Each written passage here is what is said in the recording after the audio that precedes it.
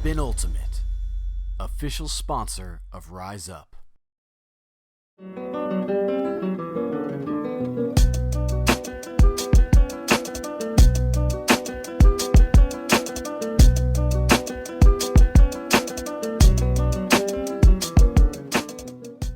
Today we'll be talking about the force middle marking scheme. Force middle is a unique defense in that it can self-correct on both sides of the field. It can be an excellent way to confuse offenses, especially offenses that rely on precise timing of big and deep cuts. Force middle is an incredibly important defense for your team to understand.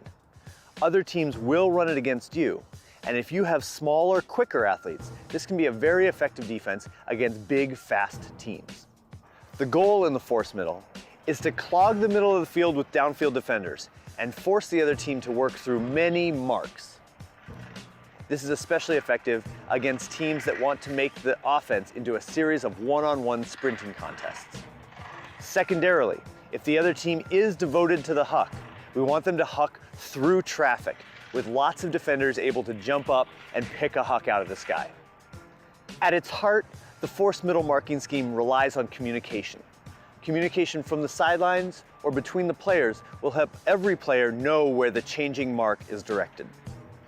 Markers in the middle of the field will force whichever direction and try to create a downfield break and live side lane. On the sidelines, the marks can flatten up, creating lots of difficulty moving forward and force the offense back through the handler defenders in the middle of the field. Defenders downfield do not need to sprint as much as they do in a force one way. However, the onus is on them to keep their heads up, see hucks coming through the middle of the field, and reposition extremely quickly. If they can do this, they can turn the offense into a thinking battle instead of a running battle. Because the mark can switch literally every throw, it's important that either the sidelines or the players on the field are communicating, whether it's force home or away, or force forehand or backhand to the downfield defenders. If this is done while the disc is still in the air, downfield defenders can reposition quickly and be able to anticipate the next move. So in a force middle, we're going to try to contain the disc where we have all of our defenders. Jeremy is going to try to shut off this side of the field. If the disc were to move across our center line, let's throw it over to Sam, Elliot switches the force. So he loudly calls backhand, and now all the defenders, you can take a step over to the other side of your player. There we go. Now we have them locked down on this side of the field. Now each defender only had to move a very short distance. We've switched the force and again pushed them through our middle. If it goes back to Pete, switch. You move just a little bit, you contain your cutter, and now we've got this shut down. Let's say Sam come over and catch it shorter. Now this hasn't crossed the midline. Elliot can keep the same force. Sam go cut and get it. If Sam can get open, boom, we're going back to backhand, and we're causing lots of trouble. As the disc moves, shift over to the other hip of your player so we can establish the other force. Nobody's having to move very far.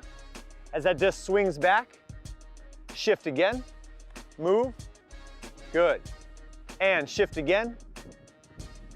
Now we're covering little bits of space and we're keeping our defenders in the middle of the field. Lastly, let's say Pete go through. If he gets it there, let's throw it to Pete.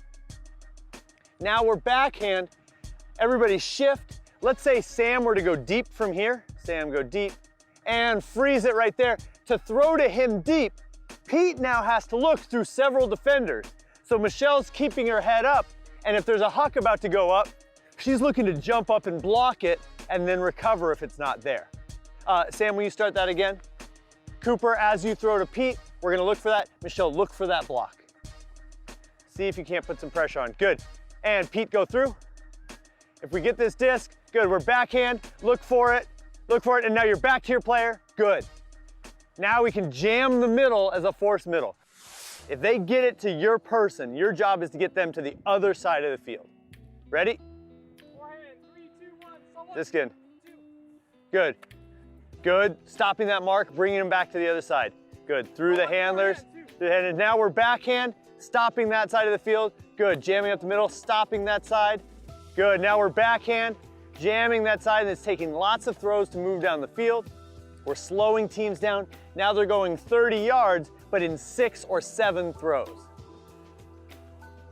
Good, good. Now if they do get a break side throw, so Sam slips to the break side, if they can get that around, freeze it there, Nevin is fighting to get across and bring it back. Our most important thing in a force middle defense is that we recover quickly. Because if you can bring them back, even if you go a little bit too far, the other downfield defenders can help you. So let's go back to the start. Nevin's ready to recover. They're gonna break some marks, and the force middle defense can heal on both sides of the field. Ready, go.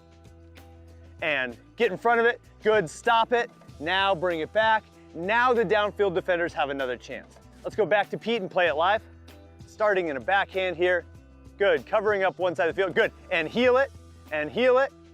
Good, and heal it. We're back to backhand, backhand. Good, and backhand, good. All right, force middle defense, starting out middle. Downfielders ready to move. 3, 2, 1, disc in. Good, and heal it. Good, good. No high release backhand. Good, good.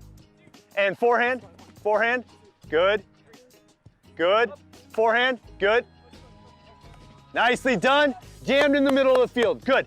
We have so many defenders in the middle of the field that Raj is able to bounce out and put some pressure on. Nicely done, let's do it again. Excellent work, defense. In a forced middle, what really matters is recovering and healing that defense by sending the disc back to the middle with the mark. We're backhand, good, Nevin, see it? Good, Michelle, stay as close as you can. Now forehand, forehand, there it is. Good, good, Raj, good, Raj. That's fine. Still forehand, freeze it right there. You'll notice that Nevin here keeps the force going the same way. It actually went to the other side of the red line because it was so small, we didn't want to change everybody's positioning. So Nevin keeps it going the same direction. Good, hands high, moving them around. Good, good, Raj put some pressure there, and we're forcing it back to the middle. We're making the offense take more throws than they would in a normal force one way. Good, shut off the break side.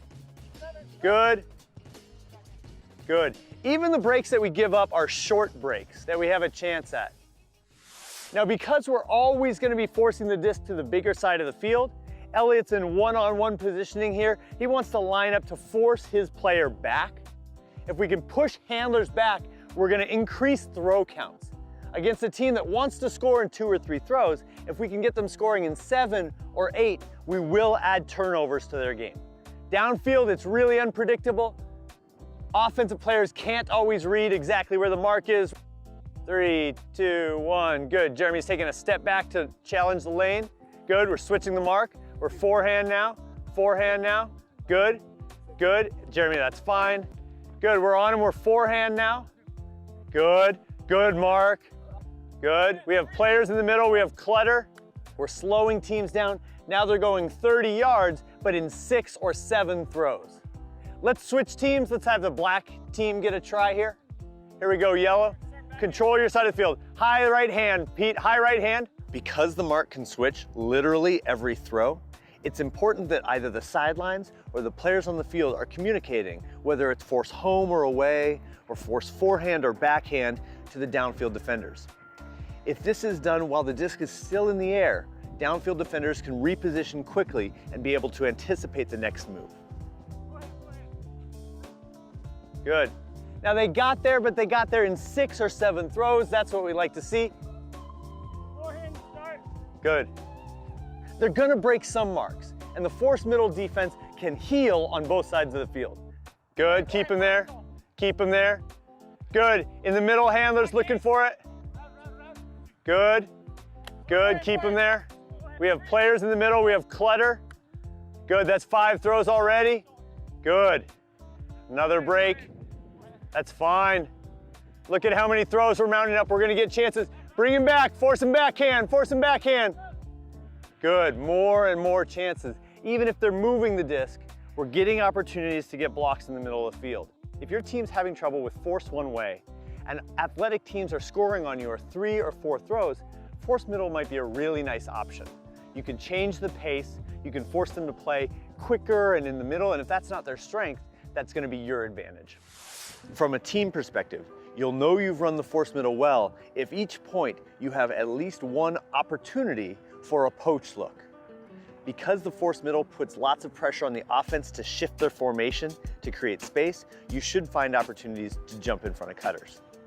You'll know that you're marking well in a force middle defense if the other team's yards come primarily from break mark throws. Another indicator of success for a force middle defense is that if the other team is throwing more throws per possession than they would in a force one way. Your goal is to make them throw 3 more throws on average as compared to their force forehand or force backhand offense.